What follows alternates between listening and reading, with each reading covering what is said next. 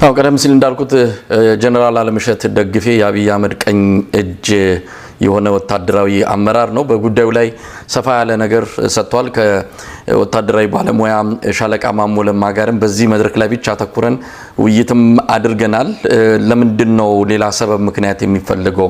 ይሄ የሚየላብይ አይነት ዘረኝነቱም ጽንፈኝነቱም በጦርነቱ ኃላፊነት በመወሰዱም በሁሉም መስክ እኔ ከደሙ ንጹህ ነኝ ሌሎች ናቸው ብሎ ጣትን ሌላ ላይ የመጠንቆል አካይር ነው እንግዲህ በብልጽግና በኩል የምናየው። ምን ያህል መፍትሄ ከብልጽግና እንደማይገኝ ጠቋሚ ነው ማለት እንችላለን። እንመጣበታለሁ። እንደው የዛሬ 5 ዓመት አካባቢ መስለኛል በወቅቱ የመንግስት ባለስልጣናት ቀደም ሲል በነበራት ኃላፊነት የህዝብ ተወካዮች ምክር ቤት ምክትል አፈጉባኤ እንደሆኑ ነው ማስታወሰው።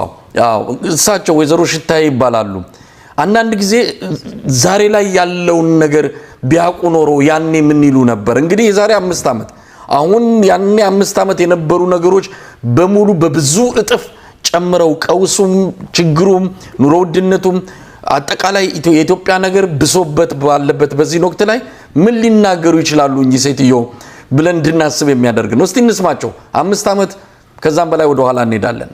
ግን መከላከያ ምንድነው የሚሰራው? ሰላም ሚኒስቴር ምንድነው የሚሰራው? መንግስት ምንድነው የሚሰራው? በህገ መንግስት የተሰጠው እኮ የመንግስት ስልጣን የህዝቡን ልማት እድገት ብልጽግና ምናምን ከህዝብ ደህንነት በኋላ ነው የሚመጣ። ለመሬቱ አይደለም እኮ ብልጽግና ለህዝብ ነው። ህዝብ ደግሞ ሲኖር ነው መጀመሪያ ወጥቶ መግባት ሲችል። እስቲ አስቡት፣ ተኝቶ እነሳለሁ ብሎ ሰው እየተጨነቀ እየተኛ በእውነት ሰውነታችን የምንጠላበት እኔ ራሴ ሰው መሆኔን የጠላሁበት ጊዜ ነው። አመራር ሁኜ በዚህ ሰዓት እዚህ መገኘቴን የጠላሁበት ወቅት ነው። ምክንያቱም የህዝቤን ሰላምና ደህንነት ካላስጠበቅ መኖራችን መንግስት ምክር ቤት መኖራችን ምንድነው የሚጠቅመው? ስለዚህ በዚህ መንገድ አስበን እንደ ምክር ቤትም ቁርጥ ያለ አቋም ይዘን መንግስትን እርምጃ እኛ ገብተን እሱን ልንወስድ አንችልም። ኃላፊነታችን የኛ ስላልሆነ አሁን ራሱ በየአካባቢው ከዚህ ከወር ከ2 ወር በፊት የነበረ ችግር የሞቱት ሞተው አለፉ። በቃ በማይሆን በሚያሳዝን ሁኔታ ያሉት ደግሞ እየተጨነቁ እኮ ነው። አሁንም ፍርሃት አለን፣ አሁንም ስጋት አለን እያሉ እኮ ነው። ስለዚህ የህዝብን ደህንነት እማናረጋግጥ ከሆነ መኖራችንም ምንም ፋይዳ የለውም። በጣም የሚገርም ንግግር ነው እውነት ለመናገር። ወይዘሮ ሽታዬ በእርግጥ በኢህአዴግ ዘመን ከኢህአዴግ ጋር ሆነው የኢትዮጵያ ህዝብን በድለዋል ተብለው ምናልባት ነገ ከነገ ወዲያ መጠየቅ ካለባቸው ሊጠየቁ ይችላሉ። ነገር ግን ይሄ ንግግራቸው እውነት ለመናገር ለብዙ ኢትዮጵያውያን ልሳን ሆነው የተናገሩት እስኪመስል ድረስ የዛሬ 5 ዓመት ነው እንግዲህ ያሬድ፣ የዛሬ 5 ዓመት አብይ አህመድን አይተከዋል እንዴት እንደሚናደድ ፊቱን መስማት የማይፈልገውን ነገር ነው እዛው ምክር ቤት ውስጥ የነገረችው። ምናልባት አሁን ያለችበት ሁኔታ ምን እንደሆነ አናቀም። መቼም እስካሁንም ሊያቆያት አይችልም። በስልጣን ላይ አስሯታል። የሰማነው ነገር የለም። ግን አብይ አህመድ መስማት የማይፈልገውን ነገር ነው በደንብ አድርጋ የነገረችው። ወይዘሮ ሽታዬ ዛሬ ያለውን ሁኔታ ብታይ እንዴት ትናገር ይሆን? ለማንኛውም እንዴት አየው? አሁን ካሉት ችግሮች ጋር በደንብ አድርገን ሐሳባችንን መግለጽ የምንችልበት አጀንዳ ይመስለኛል። የወይዘሮ ሽታዬ ንግግር የበለጠ የአብይን ኃጢአት የሚያከብደው አትሊስት ከ5 ዓመት ወዲህ ለመጡት አደጋዎች ሁሉ ይሄ የማንቂያ ደውል ነበር። የወይዘሮ ሽታዬ ንግግር አደጋ እየመጣ ነው፣ ፓርላማ ውስጥ ነው፣ ኦሬዲ አደጋ ውስጥ ነን፣ በሰላም መተኛት ተኝተን እንነቃለን ወይ ብለን ለማሰብ እንቸገራለን። ህዝባችን ስቃይ ውስጥ ነው ያለው፣ እየተሳቀቀ ነው የሚኖረው። በሰላም ወጥቶ በሰላም መግባት አልተቻለም። እንግዲህ ከዛሬ 5 ዓመት በፊት ይሄን ሰምተህ ምን ተሰራ? እዚህ ምክር ቤት ውስጥ በዚህ አይነት አገላለጽ ለራሱ ለጠቅላይ ሚኒስትሩ ፓርላማ ውስጥ የተደረገ ጥሪ ያገዛ ስርዓቱ እንዴት ነው የተረዳው ነው? አብይ እኮ ይሄንን ጥያቄ ሲቀርብለት በዚሁ መድረክም በሌላ መድረክ እኔ በየበራፋችሁ ላይ መጥቼ ልጠብቃችሁ አልችልም ምን ላርጋችሁ አይነት መልስ ነው በየቁጣና የስላቅ መልስ ነው የሰጡ። ስለዚህ ከዛ በኋላ ስንት ሰው ሴት ፓርላማ ውስጥ ሊያውም ደግሞ ተራ የፓርላማ አባል አልነበሩም። ከዚህ በፊት በነበረው አማራ ክልልም ላይ ከፍተኛ ቦታ ውስጥ የነበሩ እንደገና በዚህ በተወካዮች ምክር ቤት ምክትል አፈጉባኤ የነበሩ ሴት እዛ ውስጥ የነባር ሴት በዚህ ደረጃ አምሮ ሲናገሩ ንግግራቸውን ከቁብ የቆጠረ ከስራ በነጥብ ይዞ ይሄ ነገር ያሰጋናል ብሎ የወሰደ መንግስት አለ ወይ ብትለኝ የለም። ምክንያቱም እሳቸው አሁን እኮ ዛሬ ላይ ቆመን እሳቸው ይሄን የተናገሩበትን ጊዜ እናመሰግናለን። ያኔ የነበረው ሰላም ይሻላል። እሳቸው ይሄን በተናገሩበት ጊዜ የነበረው ሰላም ይሻላል በብዙ እጥፍ። ዛሬ ደወረስት እንትን ውስጥ ነው ኢትዮጵያ ያለችው። በአጋጣሚ ዛሬ አንድ መስክ ላይ ከሚሰሩ ባለሙያዎች ጋር አገር ቤት ካሉ ሰዎች ጋር በከፍተኛ ፕሮፋይል ላይ ካሉ ሰዎች ጋር አወራ ነበርና አገር አለን ብለን አይሰማንም ነበር በውይይታችን መሃል አንዱ ሰው ያለኝ እኛ አገር አለን ብለን አይሰማንም። በማናቸውም ሰዓት ማንም ሰው መጥቶ ሊገለን ይችላል። በማናቸውም ሰዓት ከምንኖርበት ቤት መንግስት ሊያፈናቅለን ይችላል። በማናቸውም ሰዓት ቤታችንን መሬታችንን ወይ ሀብታችንን ማንም መጥቶ ክሌም ማድረግ ይችላል እና ምን ሊመጣ እንደሚችል ተኝተን ስንነቃ ወይ ተኝተን ምን ሊፈጠር እንደሚችል ኤግዛክትሊ ሴትዮ የዛሬ 5 ዓመት ምን ሊመጣብን እንደሚችል አናውቅም ነበር ሰውየው ያለኝና እና አብይ የፈጠሯት ኢትዮጵያ የብልጽግና ትሩፋት ምን እንደሆነ በዚህ 5 ዓመት እሳቸው ከተናገሩበት ጊዜ በኋላ እልቂት፣ ጦርነት፣ በመቶ ሺዎች የሚቆጠሩ ሰዎች መሞት በጦርነቶቹ ምክንያት፣ በሺዎች የሚቆጠሩ ሴቶች መደፈር፣ የሀገር ሀብት መዘረፍ፣ እዛው በፓርላማ ውስጥ እዚሁ ፓርላማ ውስጥ ይሄን ያህል ቢሊየን ብር የት እንደጠፋና አቅም እየተባለ በፖሊስ ኮሚሽነር ደረጃ የሚነገርበት ሀገር፣ የመንግስት የታወቁ ንብረቶች መኪኖች ይሄን ያህል ቁጥር ወደ ስንት ሺህ ቁጥር ያላቸው መኪኖች የመንግስት ንብረት የሆኑ መኪኖች የት እንደደረሱ አይታወቅም። እንደዚህና በመንቀሳቀስ የማትችልበት ሀገር ፈጥሯል አብይ አህመድ እና እኚህ ሴት በወቅቱ እሳቸው በለቱ ላይ ያለውን ችግር ነው የታዩት። ግን ያው የዛሬ ለቀጣዩ 5 ዓመት ሁሉ የነበረውን አደጋ ሁሉ ታይቷቸው የተናገሩ ነው የሚመስሉት። አሁን በከፋ ሁኔታ ውስጥ ነው ደግሞ እሳቸው ከተናገሩበትም እጅግ በከፋ ሁኔታ ውስጥ ነው ሀገሪቷ ያለችው መሰለኝ። ያሬድ ይሄ ብሶቱ ሁሌ እናንተ በተገናኘን ቁጥር ባለፈውም አንስተናል። ሰው የፍርሃት ቆፈኑን በጥሶ እየወጣ እየተገላገለው ቢያንስ እንኳን የተባበረ ድምጽ በጋራ ሆኖ አንድ ላይ ማሰማት ባይችልም በተናጠል ባገኛት መድረክ ላይ ባደገኛት የግሉ ሚዲያ ላይ ስሜቱን የሚገልጽበት ሳይፈራ የሚናገርባቸው ብዙ ክሊፖችን እያየን ነው። መቼም ያንዳንዱ ሰው የሚያስተላልፈው መልእክት የሁሉም ኢትዮጵያዊ ቤት ያንኳኳ ነው። እንደው ያንድ ግለሰብ ብሶት ያንድ ግለሰብ እንደው ቁጭትና ቁጣ ነው ብለን ምንተው አይደለም። ይሄ ብዙዎችን የሚወክል ነው። እኚህ እናት የተናገሩት ምናልባት የብልጽግና ደጋፊ ሊሆኑ ይችላሉ፣ ግን እናት ናቸው የተናገሩት። ዶክተር አብይ እያለቀስን ነው። አንድ ልጅ አሳድገን ለማስተማር የምንባቀቀው መባቀቅ፣ ቀሚስ ስንለብስ ውስጥ ልብስ የለንም፣ ጫማ ስናደርግ ካልሲ የለንም። ዶክተር አብይ ልጅ ማሳደግ አንተ ስለ እናት ያልከው ነገር ምን ጊዜም አይረሳኝም። ሐኪም አስተምረን ሐኪም ታፍኖ እየቀረ ልጆቻችን ወጣው እየቀሩ አሁን ቀደም ጓደኞቻችን እንዳሉ ሁሉ በሁሉም ወረዳ ስንሞት ስንደግስ ከምንገናኘው ማህበረሰብ ጋር ተለይተን እየኖርን ነው ያለን። ጧት ስንተኛ እልማችን ሃይላንድ ሲፈነዳ ተተኮሰ ነው፣ አልተተኮሰም። ሃይላንድ ነው ሞቆ ዋው ይፈነዳ፣ ተተኮሰ ነው፣ ገቡ ነው፣ ወጡ ነው፣ መጡ ነው። ማን እንደሚመጣም አናውቅም፣ ምን እንደምንሆንም አናውቅም። ተቸግረናል። ዶክተር አብይ ከአንድ እናት 6 ልጅ 5 ልጅ አጠናል። ጃዊ ላይ የተደረገው ጉዳይ ለዚህ ሁሉ ምክንያት ሆኖ እኛ መሞት የለብንም። በዚህ የተነሳ የክልሉ ማህበረሰብ ጥሮ ግሮ ከወዱ ያላለፈ ኑሮ እንጂ መጠቀምና መሻሻል መለወጥ አልቻለም። ይሄንን ያደረገው ህወሓት እንጂ እኔ አይደለሁም፣ የኔ ልጆች አይደሉም። እናት ልጇን አጣለች። አንድ ጋን ውስጥ ተቀምጣ 7 ልጅ ሲሞትባት ያየች እናት እንዴት አርጋ ነው የምትኖረው? አሁን በቅርቡ በአዝባጉና የተከሰተው ክስተት 7 ሴቶች ናቸው።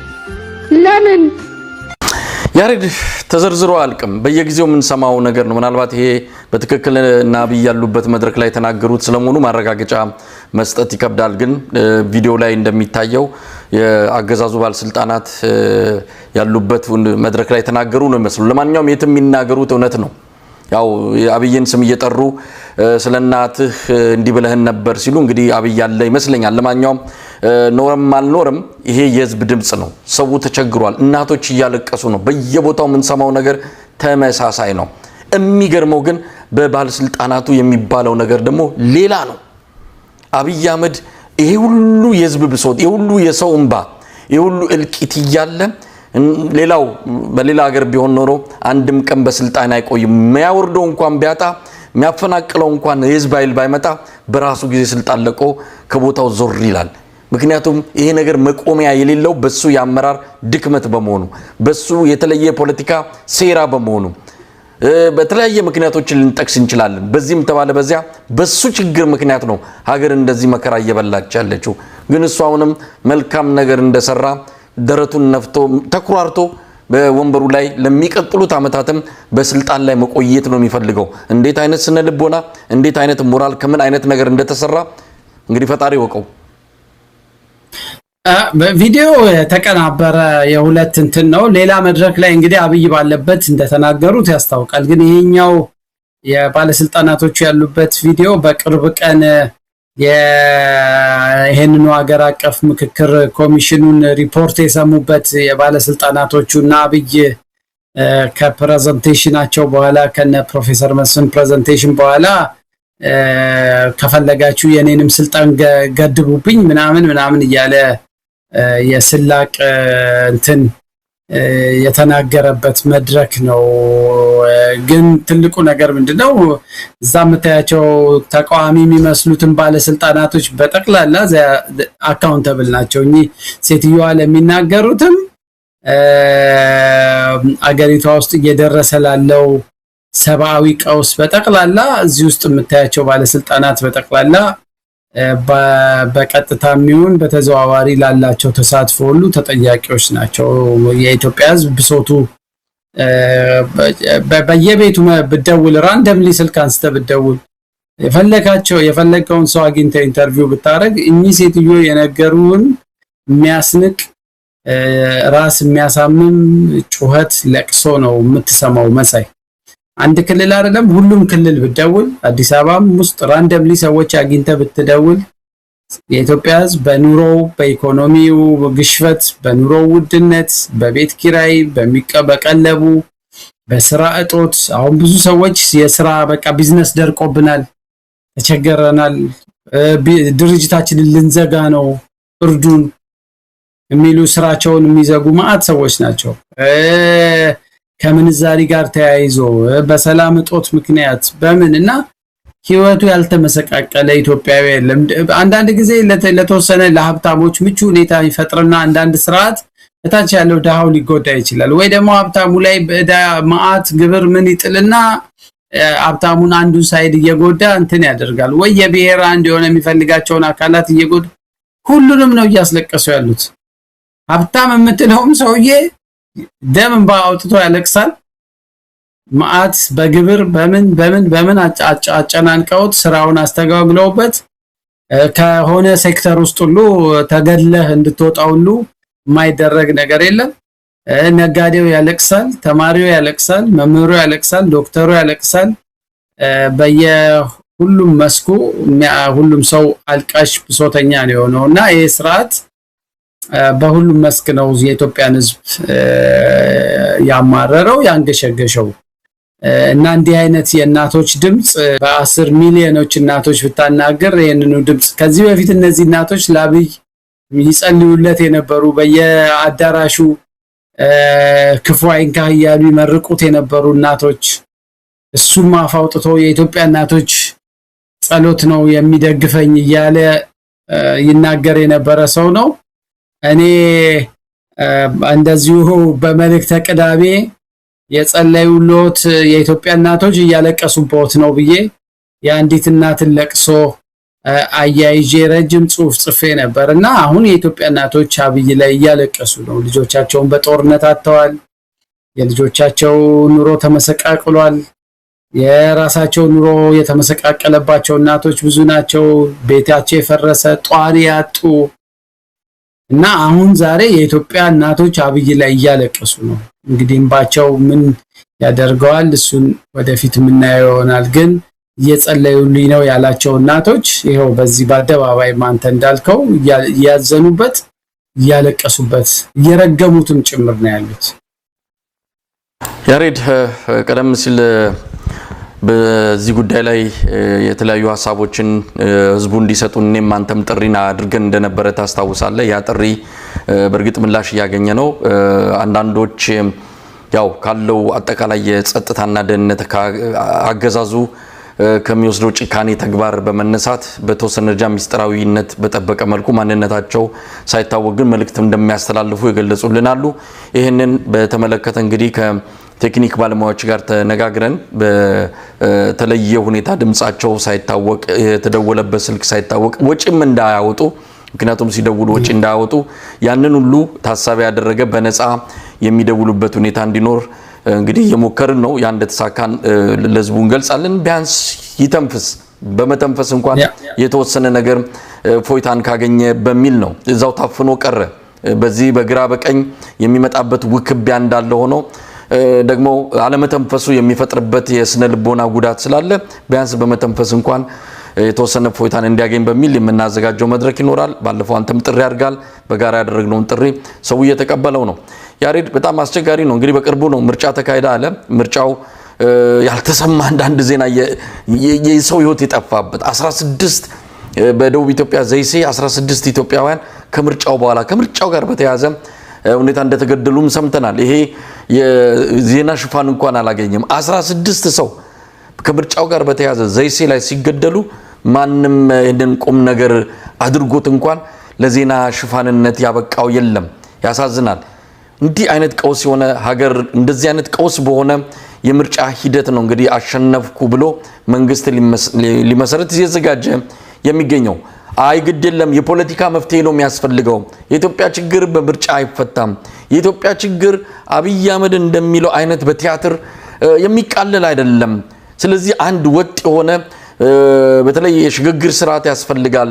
ምክክሩም ከዛ ተከትሎ የሚመጣ ሊሆን ይገባል ሲባል በፍጹም እነዚህን ብረት ያነሱ አካላትን እደቁሳለሁ፣ ሰባብራለሁ፣ እነሱን ደምስሼ ስልጣኔን አጸናለሁ ብሎ በማናለብኝነት ቀጥሏል። ሰሞኑን የተዘጋጀና በመከላከያ ሚኒስቴር በኩል አንድ የሆነ መድረክ እንደነበረ እናስታውሳለን። በዚህ መድረክ ላይ የተገኙት የአብይ አህመድ ከፍተኛ ወታደራዊ አዛዥ ጀነራል አለምሸት ደግፌ ይህንኑ ነው የነገሩን። በእርግጥ የተወሰነ የተነፈሱት ነገር አለ።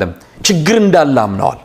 በቃ ጦርነቱ ፋታ እንደነሳቸው በተለይ አሁን ተባብሮ ይመጣሉ ብለው ያሏቸው ኃይሎች ተባብረው ከመጡ ሀገሪቱ ትፈርሳለች የሚል ገና ካሁኑ ህዝቡ ላይ መዓት እየመጣ ነው ብለው ያስፈራሩ ነው የሚገኙት። ለማንኛውም በተለያየ ስያሜ ጠርተዋቸዋል። ግን ለሁሉ ነገር ተጠያቂ እነዚህን አካላት ነው ያደረጉት። እኛ ካልመራናት ኢትዮጵያ ትበታተን የሚል አባዜ ውስጥ ገብተው ነው እንዲህ የሚያደርጉት የሚል ነው እንግዲህ ችግሩን ሲናገሩ። አገራችን እያተራመሰ ያለው ነገር ጽንፈኝነት ነው። በዋናነትም ይሄ ብሔር ጽንፈኝነት ነው። በተለያየ አቅጣጫ ይምጣም፣ በሰሜን በቲፒኤልኤፍ አክራሪ አመራሮች በኩል ይምጣ፣ በአማራ ፋኖ በሚባሉ አክራሪ የአማራ ናሽናሊስቶች ይምጣ፣ በኦሮሚያ በሸኔ ስም በኦነግ ስም በኦላ ስም የሚንቀሳቀሱ አክራሪዎች ስም ይምጣ፣ በአብዛኛው በሀገሪቷ ውስጥ እየተካሄደ ያለው ነገር የብሔር ጽንፈኝነትና ከዚህ ጋር ተያይዞ እኔም ማልመራት እኔ እንደፈለኩ ማላረጋት ኢትዮጵያ ለኔ አጠቅመኝም ስለሆነም ይሄንን ሰላሟን በማደፍረስ አጠቃላይ እድገቷን በመክታት ችግር ውስጥ የመክተት አይነት አባዜ ነው። የዚህ ደግሞ ዋነኛው አቀንቃኝ ልሂቁን እኛ ስልጣን እንያዝ አላለም ፋኖ ወደ ትግል ሲገባ። ይሄንን ሁላችንም የምንዘነጋው አይደለም። ወደ ኋላ ሄደን ነገሮችን ስንመረምር ፋኖ እንደዛ አይነት የትግል ተልኮ ይዞ አይደለም እንቅስቃሴ የጀመረው። አትግደሉን በወለጋ በተለያዩ ቦታዎች የሚሞቱት አላነሰ አሁን ጭራሽ በራችን ድረስ መጣችሁ የገደላችሁን ነው። አትግደሉን ብሎ የተጀመረ ትግል ነው። የስልጣንም ትግል አልነበረም። ስለዚህ ከአገዛዙ በኩል የሚደረገው እንደዚህ አይነቱን ነገር እንዴት ታየዋለ? አሁንም የችግሩን ምንጭ ይክዳሉ። ያለውን አጠቃላይ ሁኔታ በሌላ መልክ ነው የሚገልጹት። የኢትዮጵያ መፍትሄ ከነሱ እጅ እንዳመለጠም በተዘዋሪ እየነገሩን ያሉት። የዚህ ትልቁ ችግር ምንድነው? መከላከያው የብሔራዊ የሀገር መከላከያ ቅርጽ ይዞ እነሱ በሚሉት ልክ ገለልተኛ ለሀገር የቆመ ሀገርን የሚጠብቅ ብቻ ተብሎ ያለው ገለጻና እንትን ልክ እንዳልሆነ ነው የምታየው።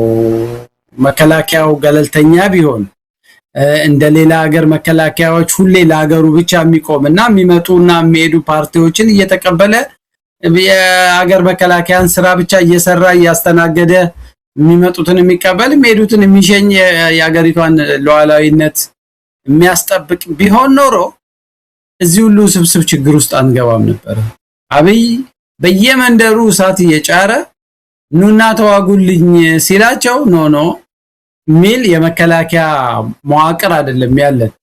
ዋና የፖለቲካው አብኪ ጭቃ አብኪዎች ሆኖ ጫማቸውን አውልቀው እግራቸውን ሰብስበው ሊያቦኩ የሚገቡት በዛ ምክንያት የብልጽግና ፖለቲካ የውስጥ ፖለቲካ ውስጥ ዋና ተዋናይ ሆነው የብልጽግናን ፓርቲ ስራ የሚሰሩ ጀነራሎችና መዋቅሩን በዛ ደረጃ መሆኑ አብይ በሚፈልገው መንገድ መከላከያውን ሼፕ ስላደረገው የኔ የሚላቸውንም ሰዎች ስለሆነ ዙሪያውን ያደረገው አብይ የገባበት የፖለቲካ ቅርቃር ውስጥ ሁሉ አብረውት ይገባሉ። ከዛ መውጫው ግራ ይገባል። አሁን እኚህም ልምድ ያላቸው ቦታው ላይ የቆዩ ጀነራል የተናገሩት ነገር ስርዓቱ የገባበት ቅርቃር ውስጥ አብረን ገብተን ተቀርቅረናል። እንደውም ሌላ ሀገር የፖለቲካ ፓርቲዎች መጥፎ ነገር ውስጥ ሲገቡ ገብቶ አገሪቷን አረጋግቶ ሰላምና ስርዓት አስፍኖ ሌላ የውጭ ኃይሎች እንዳይገቡ አድርጎ ከዛ የፖለቲካ መደላደሉ እንዲስተካከል የዛን ሮል የሚጫወተው የመከላከያ ከሌላው የጸጥታ አካላት ጋር ነው። አሁን ኢትዮጵያ ውስጥ ያለ የጸጥታ አካል የዛ አይነት ሮል አይደለም ያለው። በየመንደሩ አብይ የሚለኩሳቸውን እሳቶች ለማቀጣጠል ለሚሄዱት ለማጥፋትም አይደለም። እሳቶቹ አብይ እሳት ይለኩሳል፣ እነሱ ሄደው እሳቱን ለማጥፋት አይደለም። ማጥፋት ሲሆን ነገሩን አረጋግተ መመለስ ነው። ገና አብይ ከፋኖ ጋር መጣላቱን ሲያቆ ኤታማዦር ሹሙ ነው ማርሻል ብርሃኑ ወጥቶ በጣም ጸያፍ የሆነ በኢትዮጵያ ባህል የታጠቀን አንድን ማህበረሰብ እንኳን ትጥቁን ሱሪውን አስፈተዋለሁ ቀበቶውን አስፈተዋለሁ ብለህ ስትናገር በዛኛው ሳይድ አንደኛ በትጥቁ ስትመጣበት ምን እንደሚሰማው ታውቃለህ። የካልቸር ጉዳይ አለ። ትጥቅህን አይደለም ሱሪህን አስፈታለሁ ስትለው ደግሞ ከሰው ተራ ልታወጣው እንደሄድክ ይሰማዋል። ስለዚህ ለፖለቲካ ድርድር ለውይይት ሳይሆን የሚዘጋጀው ሊፋለምህና እንኳን ሱሪውን ልታስፈታው ነጥቆህ እንደሚታጠቅ ሊያሳይህ ተደራጅቶ ይመጣልና የሆነው እሱ ነው። ረስተውት ነው። ራሳቸው እኮ ከህወሓት ጋር በነበረው ጦርነት ነጥቀህ ታጥቀህ ፋይት አድርግና ታገልና ትጥቁን ውሰድ ብለውት እኮ በተግባር አሳይቷቸዋል። ራሳቸው በሚዲያ ወጥተው አመስግነውታል። አሁን መልሰው ያንኑ ስህተት ሱሪን እናስፈታለን ሲሉት አይ የኔን ሱሪ አይደለም የምታስፈቱት እንደውም የናንተን ትጥቅ ነጥቄ እፋለማቸዋለሁ የሚል ኃይል የፈጠሩት ራሳቸው ናቸው። እና የብልጽግና የሚፈጽማቸውን የፖለቲካ ስህተቶች ዋና አጋፋሪ ሆኖ ስህተቶች ውስጥ ገብቶ መስመር ይዞ የሚቧጭረው መከላከያው ነው። መከላከያ ከነዚህ ነገሮች ሁሉ በተለይ ከውስጥ ግጭቶች ራሱን ገለል አድርጎ አውጥቶ የሀገሪቷን ሉዓላዊነት እንትን እያደረገ እንደውም እነዚህ ኃይሎች እንዲደራደሩ ሰላም እንዲሰፍን ጫና የሚፈጥር አካል ቢሆን ኖሮ እዚህም ደረጃ ላንደርስ እንችል ነበር። እና የካድሬ ጀነራል ስትሆን ካድሬ ኤታማዦር ሹም ስትሆን እንዲህ አይነት ውጥንቅጡ የወጣ አገር ውስጥ ነው የምትፈጥረው። እንኳን የሀገር ድንበርና ሉዓላዊነት ልታስከብር በየመንደሩ ያለውንም ሰላም እየነጠቀህ ተመልከታውን የሚያሰለጥኗቸው ወታደሮች ምን አይነት የወታደራዊ ዲሲፕሊን ስርዓት ውስጥ ቢሰለጥኑ ነው ትላለህ? በቲክቶክ ቪዲዮ እየከፈቱ አለቆቻቸውን ጀነራሎቻቸውን እኮ የሚሳደቡ ወታደሮች ናቸው። እንግዲህ ታች ያለ ወታደር ወደ ላይ አንጋጦ ጀነራሉን ሙልጭ አድርጎ እየሰደበ መስክ ላይ ሆኖ ትግል ላይ ሆኖ የሀገር መከላከያ ዩኒፎርም አድርጎ ወይ ይወጣና አንድ ብሔርን ይሰድባል፣ አንድን ሃይማኖት ይሰድባል። ምንም የወታደራዊ ስነ ስርዓት ዲሲፕሊን ምን የነን መቼም የቆዩ የወታደራዊ ስልጣንና ወታደራዊ ህይወት ያሳለፉ ሰዎች ቢመሰክሩ ቢያዩዋቸው ጥሩ ነበር። እንደ ሀገር ምን ያህል እንደወረድን ነው የምታየው።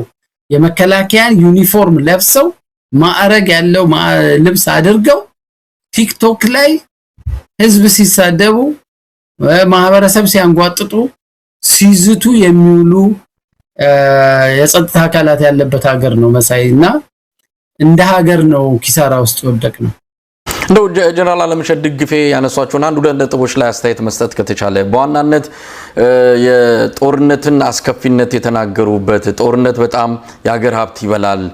በደርግ ጊዜ የተበደርነው 6 ቢሊዮን ከእንደገና በሀገር ውስጥ 5 ቢሊዮን በጠቅላላ 11 ቢሊዮን ለጦርነቱ ወጥቷል። ይህ የሀገር ጥቅም ቢውል ኖሮ ምን ያህል በተለወጥን ነበር ብለው ሲናገሩ እንደው ትንሽ ዙር ብለው እኛስ ምን እያደረግን ነው? እንግዲህ ይሄ ሁሉ በደል የሚፈጸመው ግን በዚሁ በአገር ልጆች ነው።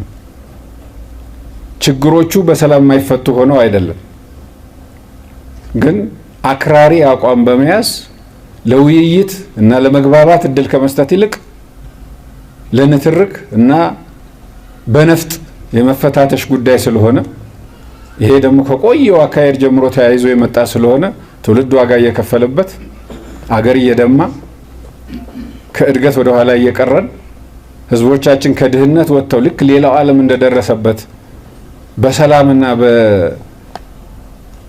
በተመቻቸ በተደላደለ ሁኔታ መኖር ሲችሉ ግን ቁልቁል እየሄድን ወይም ደግሞ ባለንበት እየቆምን ምናዘግምበት ሁኔታ ነው እየተፈጠረ ያለው።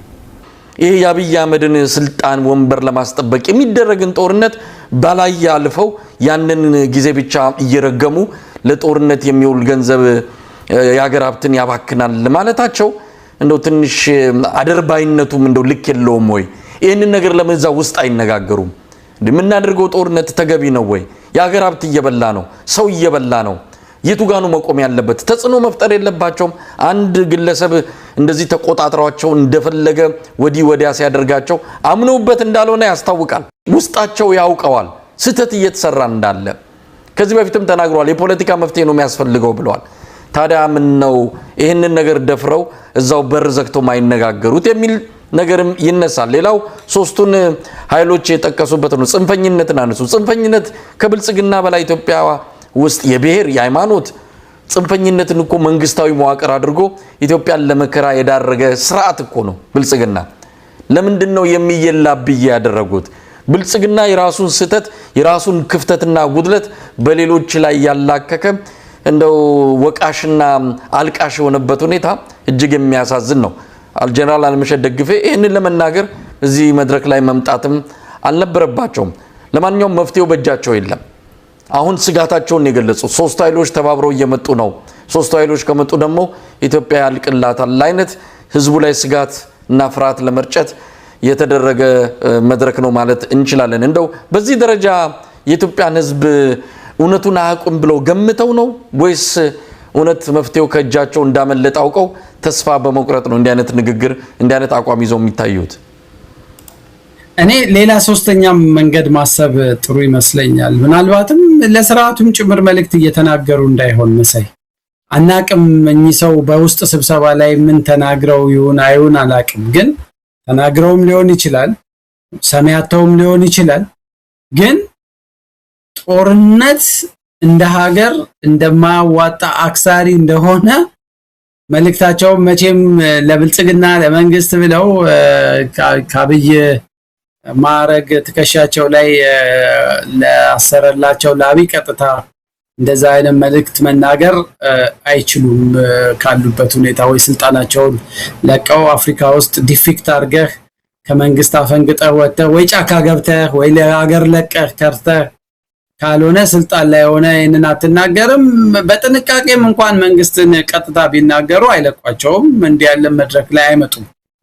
ግን መልእክቱ ለሶስተኛ ወገንም አድርገውት ጦርነት አሁን አንደኛው ነጥብ ያነሳው ጦርነት አውዳሚ ነው ሲሉ ላለቆቻቸው ነው ጦርነት የሚደግሱት።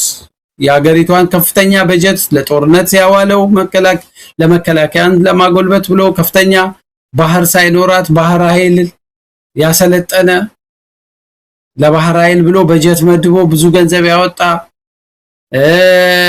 እንደዚህ በቅዠት እንትን የሚያደርግ ከአገሪቷ ውስጥ ካለው የእርስ በርስ ግጭት አልበቃ ብሎት ሱዳን ድንበር የተሻገረ በሁሉም ክልሎች ውስጥ ግጭት የጠነሰሰ አለቃ እንዳላቸው እኚህ ሰው ያውቃሉ። ስለዚህ ምናልባት መልእክቱ ለአገዛዝ ስርዓቱም ሊሆን ይችላል። ከሶስቱ ስንትን ጋር ስጋታቸውንም መግለጻቸው ነው። በሌላ መንገድ አንዳንድ ጊዜ አክኖሌጅመንት ነው፣ በቃ እነዚህ ኃይሎች እየመጡብን ነው ብለው ሲሪየስሊ ፍርሃት ውስጥ ገብተዋል ማለት ነው። ስትሸበር ነው ህዝብን ለማሸበር እንትን የምትለው። መሬት ላይ ይሄ ነገር አለ ወይ? አዎ።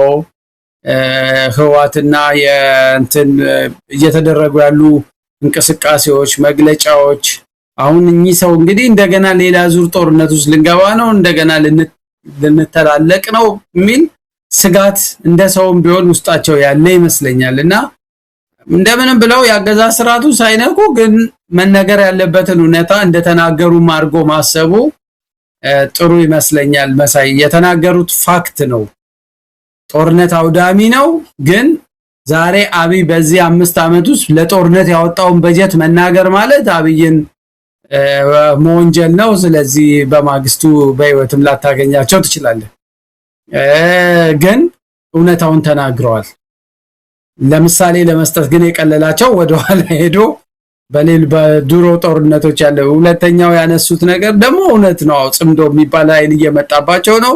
መንግስት ሽብርተኛ የሚል ብያኔ ሰጥቷቸዋል። እሱን ተጠቅመዋል። ግን በሳቸው ደረጃ ይሄ መነገሩ ግን ንቅናቄ ሬዚስተንስ እየመጣባቸው መሆኑን አድሚት እንደማረግም ነው።